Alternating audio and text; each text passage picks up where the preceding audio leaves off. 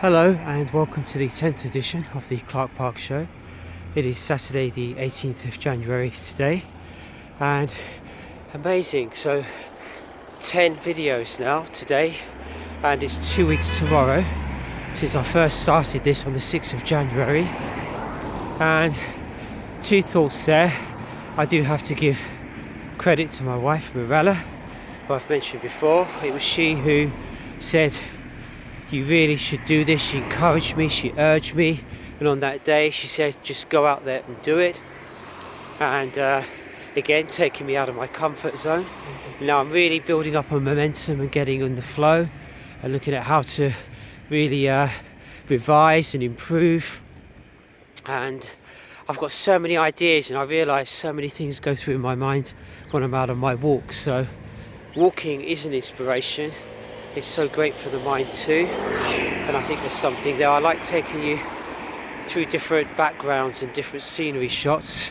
So a couple of days from the park, I've taken you through the West End, centre and West End of London, and some great views there, and I intend to do more in other places after that. Now in this place of the park, I'm actually walking beside the road, and the reason why I'm doing that, another thought that occurred to me today, is about walking and health and exercise, and about how we share road space as well, with cars, with bikes, motorbikes, with cycles, with pedestrians. And on that subject, what happened is, so I just missed a train. I missed a connecting train, and it was 20 minutes to the next one. Now, in the old way of thinking, perhaps what many people still do, is you just sit around and wait for the next train. Well, I exited the station and I thought maybe I'll get the bus. That was the second option. And you know what? I walked past the bus stop and I thought, no, I'm going to walk all the way back. And maybe it's about a 2-mile walk. And along that walk, perhaps 3 buses passed me along the way. I didn't really mind that. I got to where I needed to be maybe 5 minutes after if I'd caught the train. But I really enjoyed the walk. As you see behind me, it's a gloriously sunny day in the UK and in and around London. When it's like this, it's crisp but not incredibly, it's not exceedingly cold, just a nice crisp cold, I would describe it as. The sun is shining, and this really is such a fantastic place, city and country to be. Anyway, back to this thing about fitness, health and exercise, and about sharing road space, because I'm a driver too. I do drive a car, I do use public transport, I use trains, I use buses. Perhaps the only thing that I don't do as a mode of transport is cycle. It's many, many years since I cycled, and it occurred to me as I passed along, and where you see me walking here, you may see a mixture of cars and bicycles, maybe even motorbikes that will pass by me as well.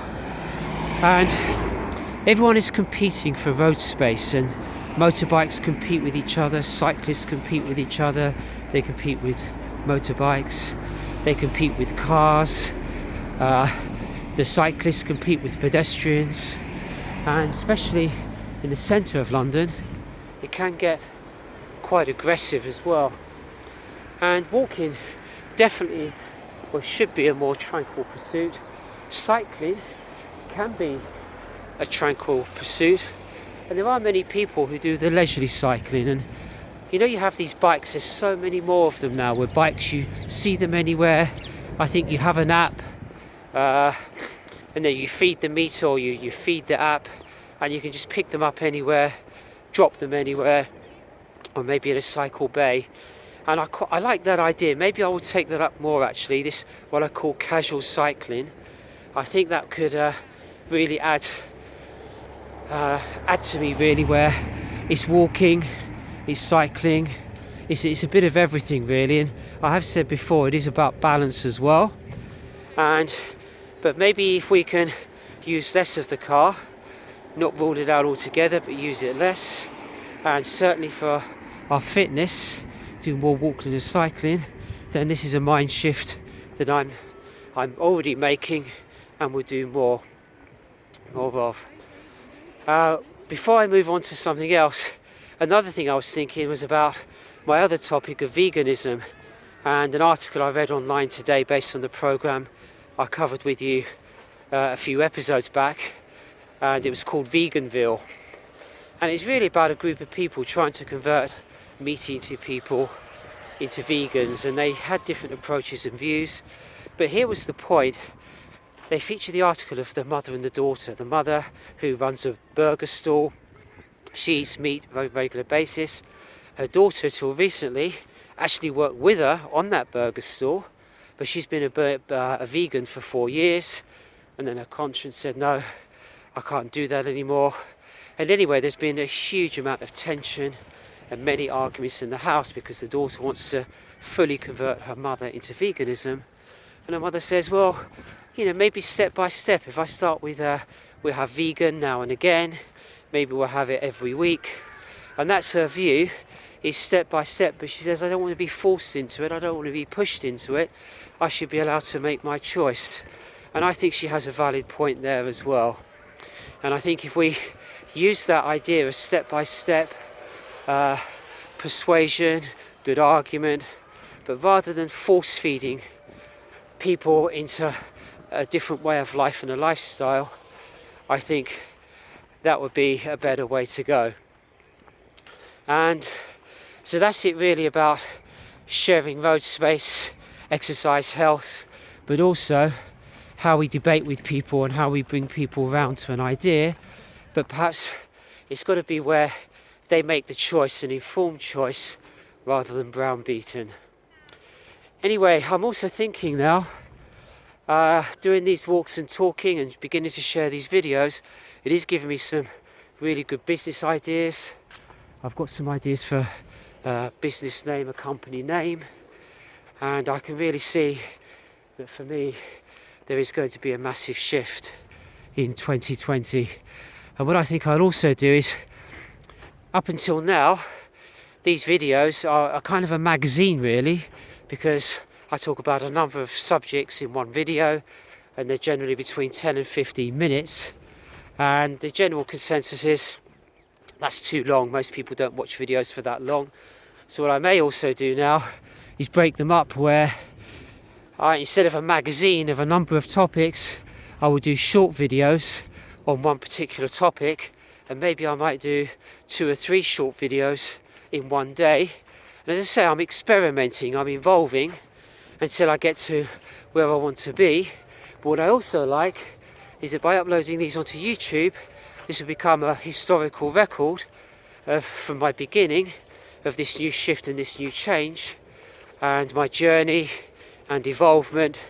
And it'd be really interesting to look back to these days, and in the future, looking back, I'd love to think perhaps I'm on a yacht, I'm on a cruise, sipping cocktails, seeing the money rolling in on my laptop or on my phone, and looking back to these early days. Another thing about travel, when I talked about wanting to travel all around the world, of course it did also occur to me afterwards, well yes, but what about green credentials and flight emissions? They're not perhaps so compatible, and maybe I will do a lot more cruising on ships and less flying to try and get the best of both worlds and try and be not wholly consistent. Maybe it's too much to go to that 100%, because as I said before, I don't like to be obsessive or extremist about anything, but another good example of trying to find the right balance.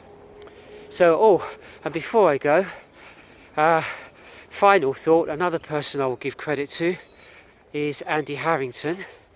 I've been to a number of his seminars, I read many of his emails, I watch a lot of his videos now, and his biggest theme now, and he's doing a new workshop under the brand of Millionaire Mentor, is going to be the branding boot camp, and I may go along to that too. And the whole theme is about content creation. Really talks about a lot. We need to create content every day, and this is what I'm doing now. It's about the branding, it's about building a relationship, building a profile. This is everything that I'm doing now. I'm sure if he looked at this, he would have comments about how to do it better, but hey ho, I know that too. But people who've watched this think it's not a bad thing to see people in the raw rather than too slick and polished. And yeah, the next step following on is about commercialization and about advertising and looking to make some kind of a business out of it as well. So that would be the next stage in the journey and the evolution. So as I've said before, watch this space. So it's just gone over 10 minutes now. So thank you very much for watching. Take care, have a great day, and toodaloo.